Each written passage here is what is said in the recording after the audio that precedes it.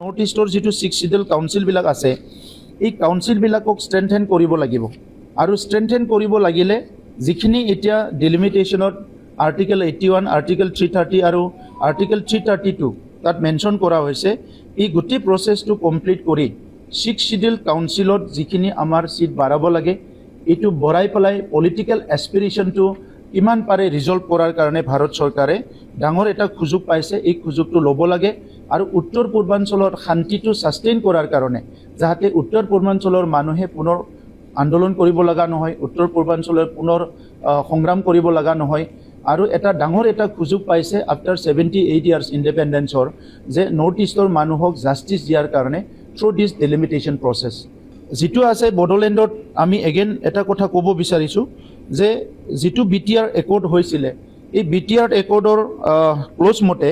তাত আমাৰ ভিলেজ ইনক্লুজনৰ কাম হৈ আছে যিখিনি ভিলেজ ইনক্লুজনৰ কাম হৈ আছে সেইটো অতি শীঘ্ৰে ভাৰত চৰকাৰে কমপ্লিট কৰিব লাগে আৰু 3.1 মতে যি বড়োলেণ্ড পিছ একৰ্ড আছিলে 2020 তাত অগমেণ্টেশ্যন এৰিয়া আছিলে তাত ভিলেজ ইনক্লুজনৰ কামটো শ্ল' হৈ আছে এইটো ফাষ্ট কৰিব লাগে আৰু লগে লগে আমি বিচাৰিছোঁ কাউন্সিলৰ সিটটো 40 পৰা 60 হ'ব লাগে যাতে সকলো জনগোষ্ঠী তাতে ৰিপ্ৰেজেণ্টেশ্যনটো পায় যিটো বিটিচি একৰ্ড তাত লিখা আছে 2003 পিছত অহা মানুহবিলাক তাৰ বনাফাইড চিটিজেন নহয় গতিকে 2003 আগত যদি কোনোবা আছে সি থাকিব 2003 চনৰ পিছত আজি কোনোবা বেলেগ বাহিৰৰ মানুহ গৈ পেলাই বিটিচি এৰিয়াত ইলেকশ্যন কণ্টেষ্ট কৰিছে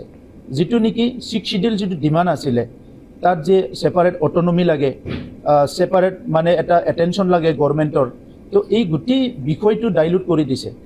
যিটো আছে বড়োলেণ্ডত আমি এগেইন এটা কথা ক'ব বিচাৰিছোঁ যে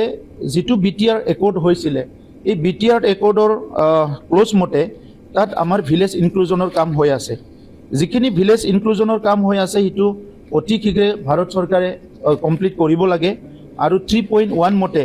যি বড়োলেণ্ড পিছ একৰ্ড আছিলে 2020 তাত অগমেণ্টেশ্যন এৰিয়া আছিলে তাত ভিলেজ ইনক্লুজনৰ কামটো শ্ল' হৈ আছে এইটো ফাষ্ট কৰিব লাগে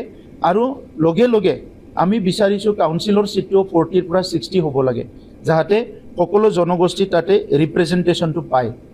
আমি বিচাৰিছোঁ যে সংবিধানৰ যিটো 125th এমেণ্ডমেণ্ট এইটো পেণ্ডিং হৈ আছে এই এমেণ্ডমেণ্টটো আহিব লাগে অতি শীঘ্ৰে আৰু তাত আমি কিছুমান চেঞ্জেছ বিচাৰিছোঁ যেনেকৈ ক্লজ 4.3 মতে আৰ্টিকেল 282 এমেণ্ড হ'ব লাগে ফাইনেন্সিয়েল যিটো পজিশ্যন এইটো ষ্ট্ৰেংথেন কৰাৰ কাৰণে এই কামটো কৰিবৰ কাৰণে আমি ভাৰত চৰকাৰক আজি আমাৰ তৰফৰ পৰা আমি ৰিকুৱেষ্ট কৰিছোঁ নৰ্থ ইষ্টৰ যিটো 6 শিডিউল কাউন্সিলবিলাক আছে এই কাউন্সিলবিলাকক ষ্ট্ৰেংথেন কৰিব লাগিব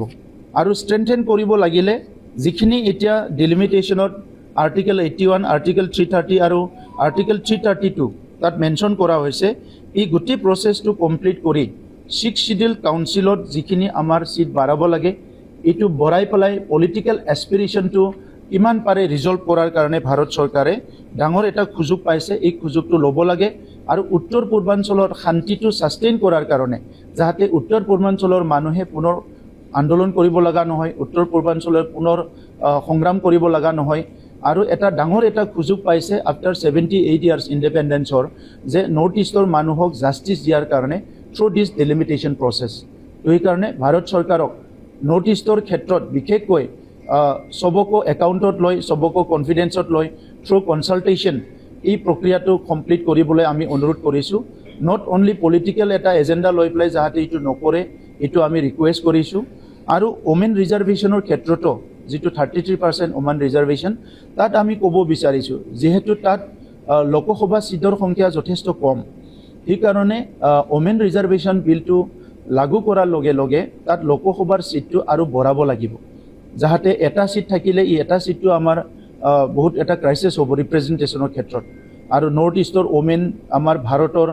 বাকী পাৰ্টৰ ওমেনৰ কথাটো মই নকওঁ এইটো উত্তৰ পূৰ্বাঞ্চলৰ ওমেন্সৰ এটা স্পেচিয়েল এটা ৰোল আছে যে পিচ বিল্ডিঙৰ ক্ষেত্ৰত হওক ইকনমিক ডেভেলপমেণ্ট হওক ছ'চিয়েল বেলেঞ্চত হওক কালচাৰেল প্ৰিজাৰ্ভেশ্যনত হওক গতিকে বহুতখিনি ৰোল লৈ আছে অনলি পলিটিকেল স্পেচটো নোপোৱাৰ কাৰণে আমাৰ নৰ্থ ইষ্টৰ যিখিনি উইমেন্স আছে তেখেতসকলে আজি নেশ্যনেল পলিচি মেকিং বডিত ভইচ দিব নোৱাৰাৰ কাৰণে আমাৰ কিছুমান প্ৰব্লেমবিলাক আজিলৈকে ছল্ভ হ'ব লাগিছিলে এইবিলাক ছল্ভ হোৱা নাই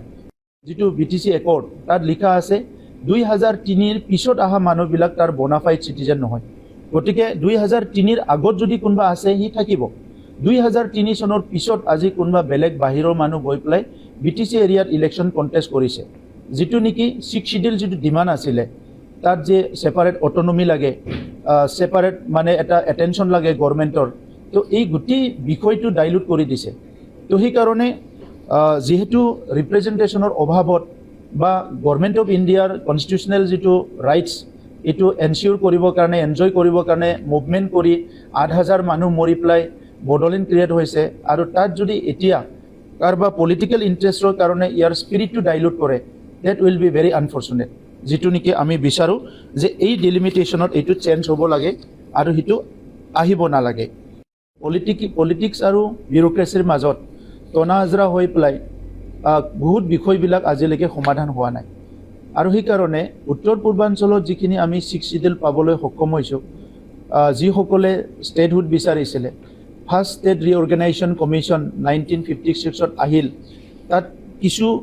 লেংগুৱেষ্টিক বেচিছত ভাৰতৰ সমস্যাবিলাক সমাধান কৰিলে পৰৱৰ্তী সময়ত আণ্ডাৰ পলিটিকেল কম্পালচন নতুন ৰাজ্যবিলাক গঠন হ'ল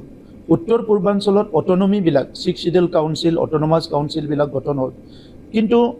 উত্তৰ পূৰ্বাঞ্চলৰ যেহেতু জনগাঁথনিটো ভাৰতৰ অইন পাৰ্টৰ লগত নিমিলে তাত আমাৰ ট্ৰাইবেল বা ইণ্ডিজিনাছ মানুহবিলাকৰ জনসংখ্যা যথেষ্ট কম সেইসকলে স্বাধীনতাৰ পৰা এতিয়ালৈকে বহুত জনগোষ্ঠীয়ে ৰিপ্ৰেজেণ্টেশ্যন পোৱা নাই 200তকৈ অধিক আমাৰ জনগোষ্ঠী আছে যি জনগোষ্ঠীবিলাক এতিয়ালৈকে ৰিপ্ৰেজেণ্টেশ্যন পোৱা নাই তো সেইকাৰণে যিটো দীঘলীয়া এটা ভুল হৈ গ'ল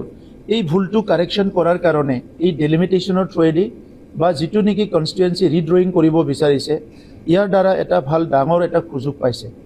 যদি এটা হলিষ্টিক এপ্ৰ'চ লোৱা যায় উইথ উইজডম আৰু কম্পেশ্যন যদি কামটো কৰা যায় প্ৰচেছটো ভাৰত চৰকাৰে নৰ্থ ইষ্টৰ ক্ষুদ্ৰ জনগোষ্ঠীবিলাকক এতিয়াও মানে জাষ্টিছ দিব পাৰে তো সেইকাৰণে আমি UPPLৰ তৰফৰ পৰা আমি ভাৰত চৰকাৰক ৰিকুৱেষ্ট কৰিছোঁ আমাৰ তৰফৰ পৰা আমি আৰ্জ কৰিছোঁ যে ডেলিমিটেশ্যন হোৱাত যিটো হিষ্ট্ৰিকেলি ভুল হৈছে আণ্ডাৰ ৰিপ্ৰেজেণ্টেশ্যন নৰ্থ ইষ্টে পাইছে কোনোবা ৰাজ্যত এজনে লোকসভাত আছে ক'ৰবা দুজন আছে কিন্তু এই অঞ্চলবিলাক পাহাৰীয়া অঞ্চল হয় টেৰাইন হয় বহুত ডিফিকাল্ট ৰিজন হয় তাত বহুতে যেনেকৈ লাগে তেনেকুৱা কামবিলাক